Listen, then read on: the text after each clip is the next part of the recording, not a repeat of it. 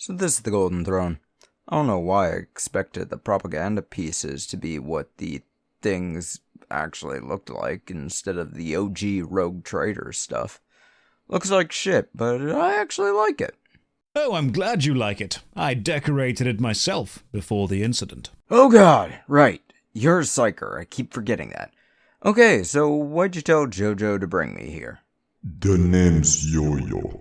You're a yo-yo. But, David, I want you to do me a very important favor. What is it? You want me to kill Chaos since I seem to be immune to the shit? Watch your language. But no, I want you to stroke my ego. You want me to... Compliment me. And tell me how great I am, the Emperor of Mankind. Tell me about how fantastic I am. You know what? Why not? You got a sultry voice I'd put on my primary monitor. So the Emperor of Mankind, also known as Neoth, comes from who knows well. Our best estimation is probably around modern-day Turkish region.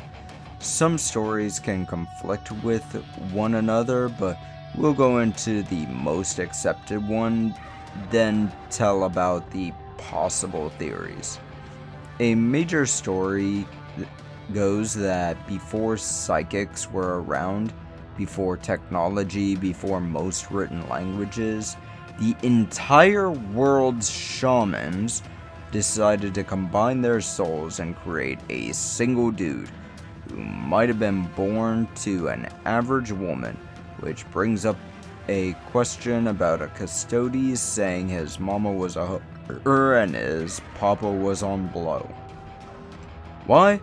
I don't know. My theory assumes that they had a close enough connection to the warp and such that they could sense the creation of the Chaos Gods, but that's just my theory about it, at least.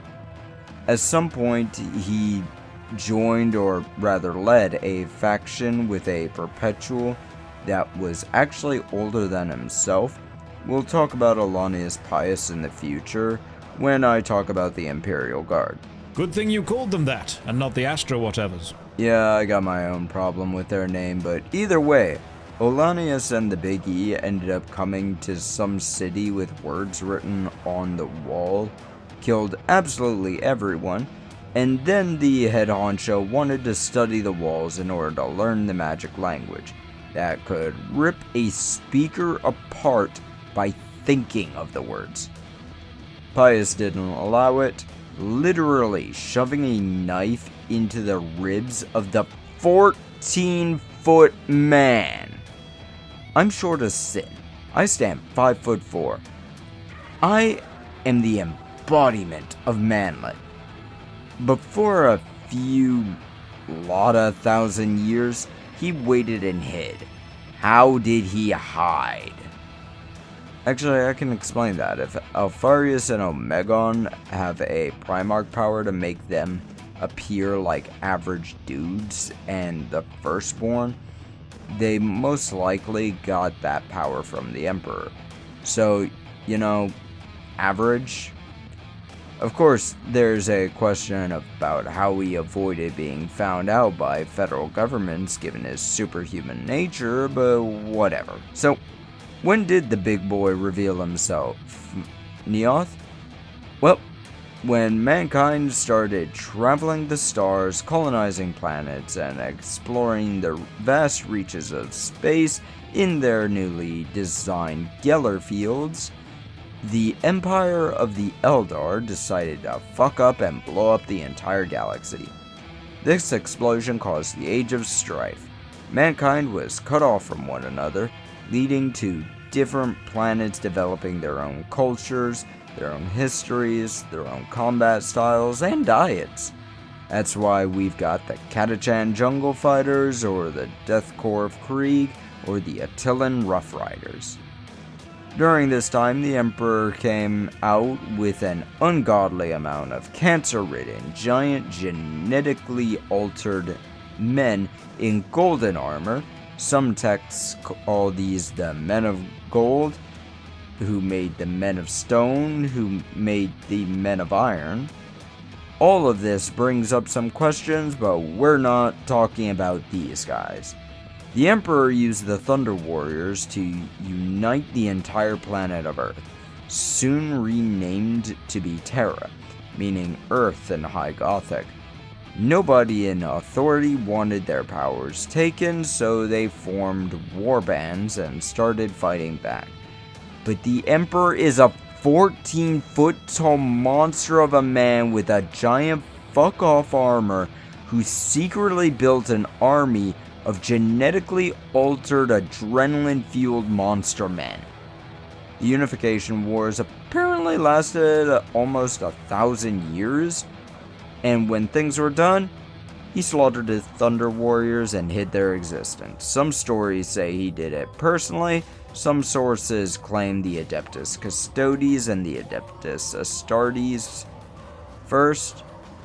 He probably did the second, but the namesake Astartes hated Neoth for this. She saw the Astartes as being an attempt to replace humanity, which is kind of weird given Astartes were being trained to not have any sort of reproductive desire or capabilities.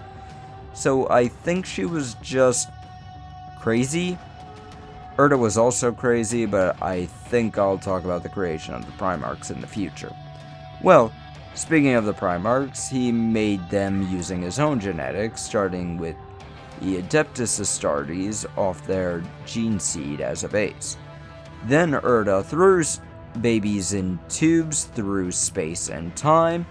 It was found that Primarchs needed some feminine genes too, like it takes a ma and a pa to make a baby. A lot of shit after that, but it led to the Great Crusade across the stars. I'll be honest, I'm going to skip a lot of shit between now and the Horus Heresy. What am I skipping? Well, we've got St. George of Turkey, the solar system unification, the circle strafing to find all the Primarchs getting assigned to random number legions, the Rongdong Xenocide, the 2nd and 11th Legion, and probably 1,000 other things that I'm forgetting too. But is that enough ego stroking, Biggie?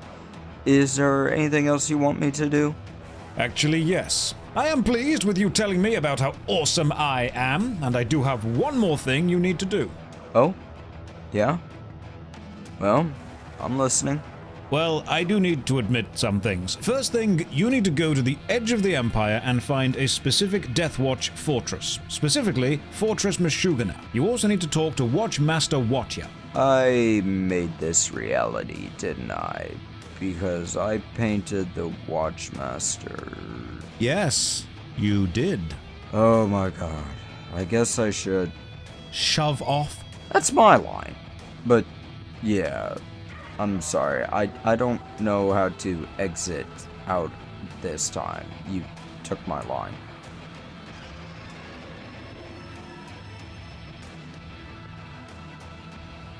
I want to thank Mr. Josh Strife Hayes for voicing the Emperor for me in this video. Honestly, dude's been a real nice guy, and links to his primary channel will be down below. You can also follow him on Twitch, and he's got a secondary channel too. Primary channel, he mostly talks about MMOs and certain things about the video game industry. Secondary channel, he talks about older PlayStation and Xbox and Nintendo games. So, take a look at him, go follow him, and enjoy.